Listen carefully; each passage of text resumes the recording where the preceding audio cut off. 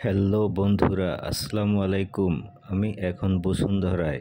আমি একটি LG double door fridge check করতে আসলাম। ফ্রিজটি ঠান্ডা খুবই কম হচ্ছে। নর্মাল অংশে ঠান্ডা কিছুটা হয়, ডিপ অংশে ঠান্ডা হচ্ছে না, কোনো খাবার বরফ হচ্ছে না। তাই আমি চেক করছি কি সমস্যার জন্য এরকম হচ্ছে। চেক করে দেখে সমস্যা সমাধান করে দিব ইনশাআল্লাহ। সবাই আমার জন্য দোয়া করবেন, ভালো থাকবেন। আমি এই কাজগুলি করি।